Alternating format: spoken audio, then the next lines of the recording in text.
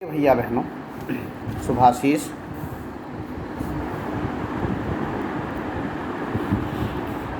पिछले दिनों मैंने काव्य भाग से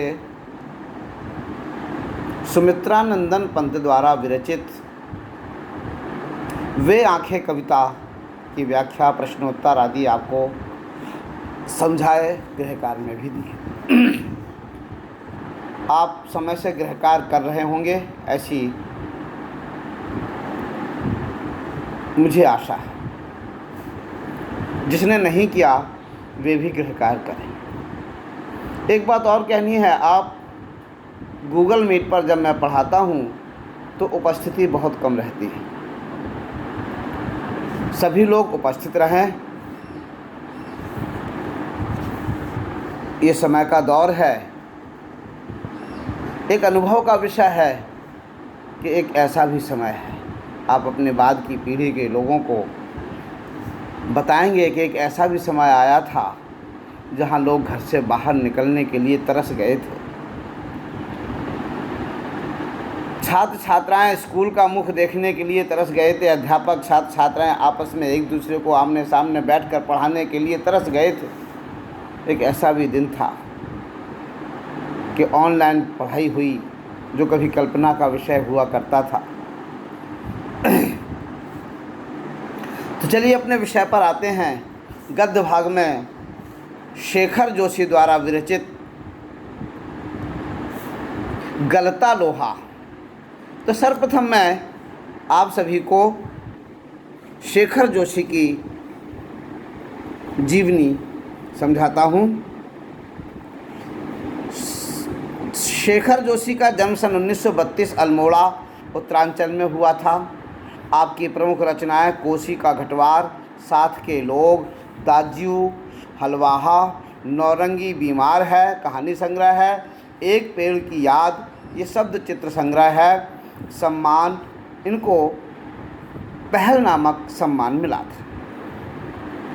पिछली सदी का 6वां दशक हिंदी कहानी के लिए युगांतकारी समय था।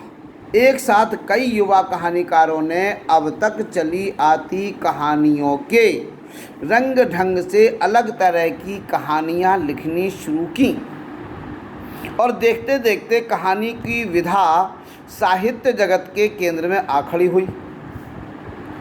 उस पूरे उठान को नाम दिया गया नई कहानी आंदोलन। समझ में आया? एक साथ कई युवा कहानीकारों ने अब तक चली आती कहानियों के रंग ढंग से अलग तरह की कहानियाँ लिखना शुरू की और देखते देखते कहानी की विधा साहित्य जगत के केंद्र में आ खड़ी हुई, अर्थात साहित्य जगत में उसको स्थान मिल गया। उस पूरे उठान को नाम दिया गया नई कहानी, जैसे नई कविता ऐसी नई कहानी आंदोलन। इस आंदोलन के बीच उभरी हुई प्रतिभाओं में शेखर जोशी का स्थान अन्यतम है। उनकी कहानियाँ नई कहानी आंदोलन के प्रगतिशील पक्ष का प्रतिनिधित्व करती हैं। समाज का मेहनत कश और सुविधाहीन तबका उनकी कहानियों में जगह पाता है। निहायत सहज एवं आडंबरहीन भाषा शैली में वे सामाजिक यथार्थ के बारीक नुक्तों को पकड़ते और प्रस्तुत करते हैं। उनके रचना संसार से गुजरते हुए समकालीन जनजीवन की बहुविध विडंबनाओं को महसूस किया जा सकता है। ऐसा करने में उनकी प्रगतिशील जीवन दृष्टि और यथार्थ बोध का बड़ा योगदान है। प्रगतिशील जीवन दृष्टि, विकासशील, आगे आगे बढ़ना, प्रगति करते रहना।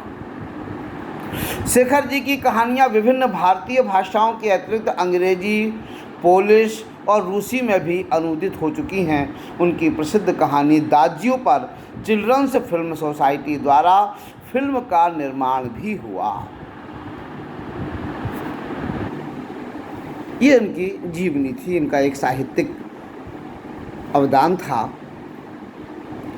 अब प्रस्तुत कहानी इनकी गलता लोहा।